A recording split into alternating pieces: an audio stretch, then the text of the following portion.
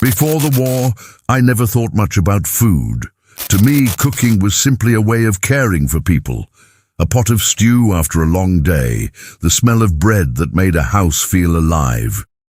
I grew up above my father's bakery in Southwark, where mornings began before the sun did.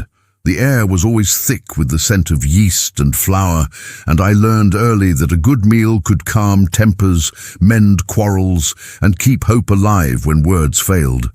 But nothing in those years could have prepared me for what food would come to mean during the Blitz. When the first bombs fell in September 1940, I was 34 and working at a small cafe near London Bridge.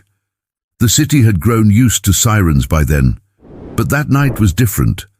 The sky turned red, and the sound seemed to come from everywhere. Sirens, explosions, shattering glass. By morning, half the street was gone. The cafe was still standing, though the windows had blown out, and the tables were covered in dust. People wandered in without speaking, drawn by instinct, as if a cup of tea might hold back the end of the world. That day, I served whatever I could find. Stale bread, burned porridge, a bit of jam scraped from the bottom of a jar. No one complained. They just needed to sit, to feel normal, to taste something warm. That was when I realized food wasn't just food anymore. It was proof that we were still here. When the government began opening public shelters in the underground, I volunteered to help with meals. It was supposed to be temporary, a few nights until things settled. But as the raids continued night after night, the shelters filled. Families with children, old men with their medals, young mothers clutching babies wrapped in blankets. The air was damp and heavy with fear. And people were hungry, always hungry. They put me in charge of one of the larger canteens near Aldwych Station. We had a single stove, a few dented pots, and whatever rations we could get from the ministry. The menu never changed much. Vegetable stew without the vegetables, tea without milk, porridge that could break a spoon. Yet people came in smiling, thanking us as if we'd served a feast. I remember one woman holding her little boy and saying, "You've no idea what it means, love, just to taste something warm." That sentence stayed with me. I became the cook of the tunnels, though there was nothing glamorous about it. My hands were always raw from the cold and from scrubbing the pots in water that never seemed clean. The nights were endless. The bombs fell above us like thunder, and the walls shook so hard that the ladles clattered against the stove. Sometimes dust rained from the ceiling into the soup, and we just kept stirring. What else could we do? People needed to eat. There were moments when the fear became unbearable. Once a bomb hit the street right above our station. The lights went out, and for a few seconds the only sound was the crying of children. I stood by the stove, gripping the counter to keep from falling. I thought, this is it. But the roof held. When the lights came back, people started singing quietly. An old tune about keeping your chin up. I don't know who began it, but the sound spread through the tunnels like a promise. That night, I kept the fire burning until dawn. It felt like the only thing I could control. The hardest part wasn't the danger, it was the shortages. Every week, the rations got smaller. Meat became a memory. Sugar, butter, eggs, luxuries of another life.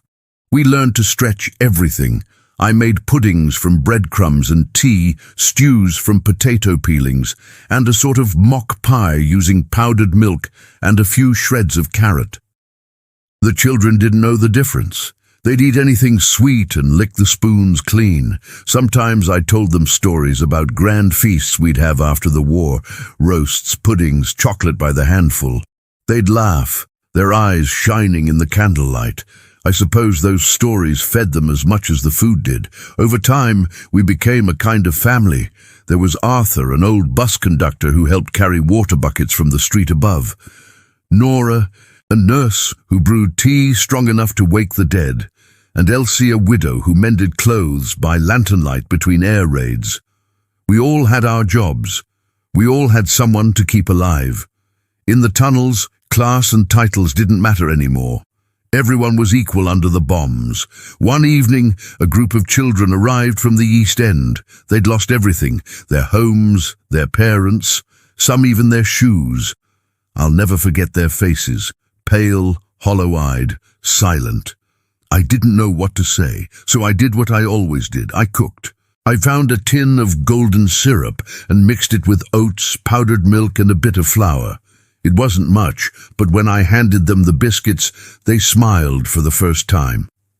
That night, I realized that food could do more than fill a stomach. It could heal something invisible. There were nights when I was too tired to stand. My back ached, my eyes burned, and my heart felt heavy from all the loss I'd seen. But every morning, as the all-clear sounded and people climbed back to the ruins above, someone would stop to thank me. "See you tonight, love," they'd say, and they always came back. That kept me going. One night I found a small boy sitting near the stove long after everyone else had gone to sleep. He couldn't have been more than 6. He told me his name was Thomas. He was holding a tin soldier in one hand and a slice of bread in the other, cold and half-eaten. I asked where his parents were. He said, "Mum's gone to heaven, Dad's fighting."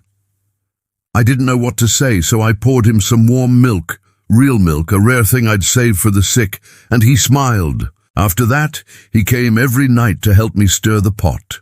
We became unlikely friends, the cook and the soldier. By the winter of 1941, the raids had turned the city into rubble.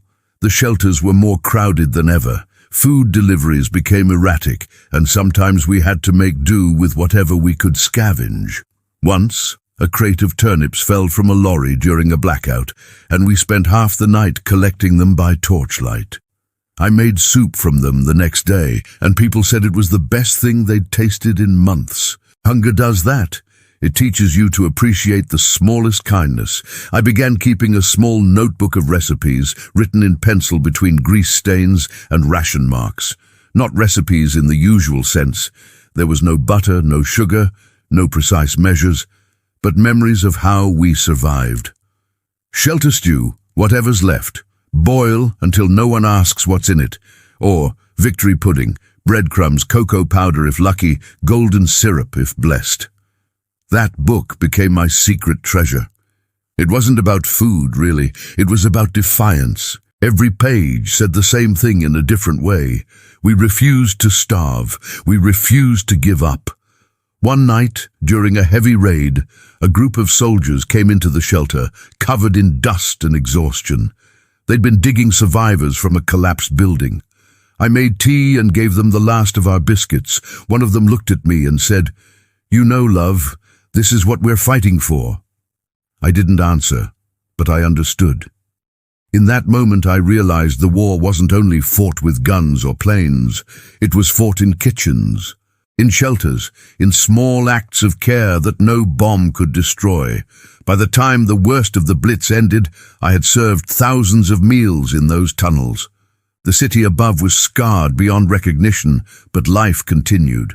The trains started running again, children played in the rubble, and we began to rebuild.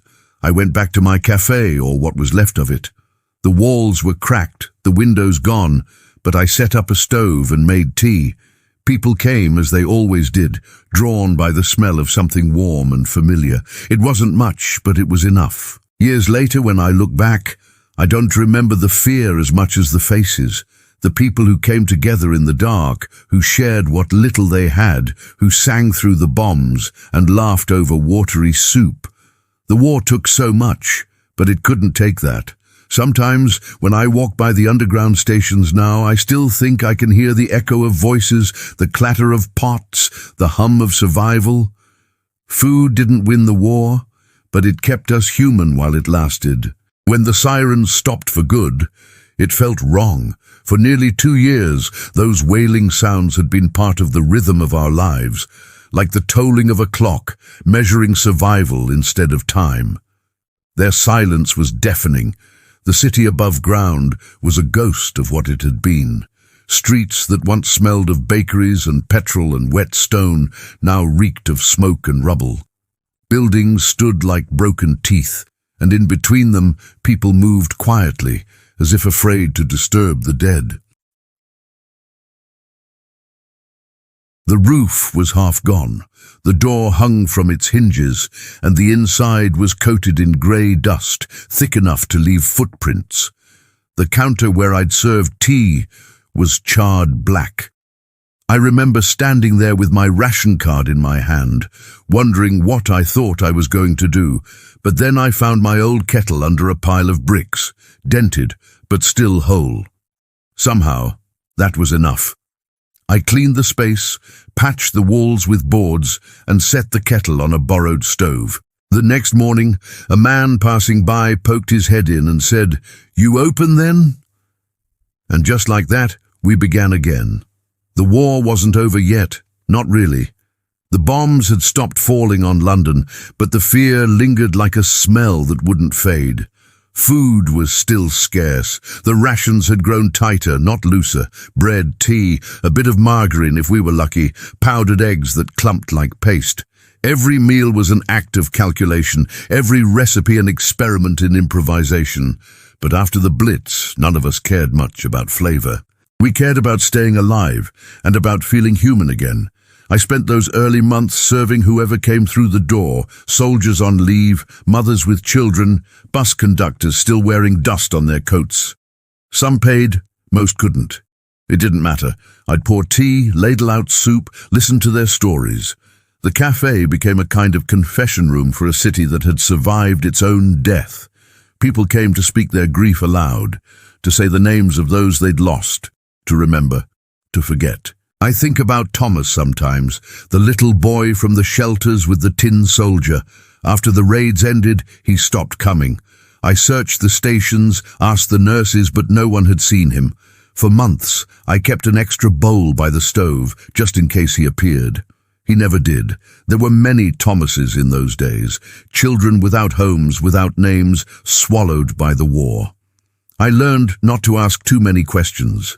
Survival made you superstitious like that. By 1943, the Ministry of Food had begun issuing pamphlets about National Loaf and victory meals. They wanted us to be creative with what little we had, to turn shortages into triumphs. I read those leaflets like sacred texts, scribbling my own notes in the margins. I taught myself to make mock cream from milk powder and cornstarch, to bake pies without fat, to stretch a spoon of sugar across a week. I even gave lessons in the cafe for other women, calling them Cooking for Courage classes. We laughed more than we cooked, but it helped. In those sessions I realized something. We weren't just learning to feed our families, we were learning to rebuild our sense of control in a world that had taken it away. One afternoon, a woman named Rose came in carrying her baby on her hip. Her husband had been killed in the docks, and she was living in a one-room flat with no gas, no stove. "I can't even make tea," she said, ashamed. I told her to sit down, handed her a mug and said, "You're doing fine, love. The tea will wait." When she left, I packed a small bag with flour, a tin of syrup and a note that said, "Keep the kettle boiling." It became a saying among the women around here. A way of telling each other to hold on. Even after the worst of the war, the hunger continued. People think victory meant abundance, but it didn't. When the soldiers came home, they found a country still on rations, a people still living from tin to tin. The shops were empty, the queues endless. Some days, I had to decide whether to feed my customers or myself. I usually chose them. There were moments of joy, of course, small ones that felt enormous. I remember the day the first oranges appeared again in the market. They were pale and hard, nothing like before the war, but still, they glowed like treasure. I bought one, cut it into slices, and shared it with the children outside. One boy had never tasted an orange before. He held the slice on his tongue like a miracle. I still see his face when I think about hope. In late 1944, I was invited to help with a new initiative, community kitchens for bombed-out families. They called them British restaurants, though there was nothing restaurant-like about them. Long tables, tin trays, watery soup, but they fed millions. I supervised one near Waterloo, serving up to 1,000 meals a day. It was exhausting but noble work. Sometimes, between the clatter of dishes, I'd close my eyes and imagine the shelter again, the hum of voices, the steady rhythm of life underground. It was strange how comforting that memory had become. Then came V-Day. I was standing outside the cafe when the bells began to ring. The air was alive with noise, cheering, singing, crying. People danced in the streets, strangers hugging strangers, waving flags made from old curtains. Someone handed me a cup of beer, and for the first time in years, I let myself laugh without guilt. But even as we celebrated, I couldn't shake the thought of those who weren't there to see it. The war was over, but its ghosts stayed. After the surrender, London began to rebuild in earnest. The rubble was cleared, the trains ran again, and new brick replaced the old. But hunger, real hunger, lingered long after the bombs. The rations continued until 1954. By then I was nearly 50, with lines etched into my face that no cream could erase. Yet my cafe survived, just as I had. People came not for the food, but for what it meant. A taste of endurance, of home. One evening, a young journalist came to interview me. He'd heard about the cook of the tunnels and wanted to write about the Blitz kitchens. I told him I wasn't a hero, just a woman who refused to let people starve. He smiled and said, "That sounds like heroism to me." I laughed it off, but that night, as I wiped down the counter, I thought about what he said. Maybe he was right. Not about me, but about all of us. Arthur, Nora, Elsie, and the thousands who cooked, mended, carried, and comforted. We were ordinary people who found ways to keep each other alive. I still have my old recipe notebook. The pages are yellowed and stained, the writing faded. When I open it, I can smell the past. Smoke, tea, sweat, and something else I can't quite name. I read the recipes sometimes, though I could never bring myself to cook from them again. They belonged to another world. Shelter stew, wartime pudding, ration biscuits. Each one a chapter in a story we never meant to tell, but somehow did, with every pot we stirred and every spoon we shared. Now, when I walk through London and hear the rumble of the underground beneath my feet, I think of those nights, the echo of footsteps, the laughter in the dark, the trembling of the ground above. I think of the people who sat by my stove, faces lit by lanterns, holding bowls of thin soup as if it were gold. We were frightened, starving, cold, but we were together. And in that togetherness, we found something stronger than fear. If you ask me what I remember most about those years, it isn't the bombs or the ration books. It's the small, ordinary acts. The woman who shared her bread, the man who gave his blanket, the child who smiled over a bowl of turnip soup. Those moments, those faces, are what rebuilt the city long before the bricks did. Sometimes I still wake in the night and imagine the sound of sirens. It doesn't frighten me anymore. It feels almost like a heartbeat, a reminder of who we were and what we endured. I light the stove, boil water for tea, and think about how far we've come. The world has changed, but hunger for kindness, for hope, for connection, hasn't. That, I suppose, is the real recipe I carried out of the shelters. Not one for food, but for life itself. Take what you have. Share it freely, stir in courage, and keep the fire burning. No matter how dark the world becomes, keep the kettle boiling, because sometimes that's all it takes to keep a city alive.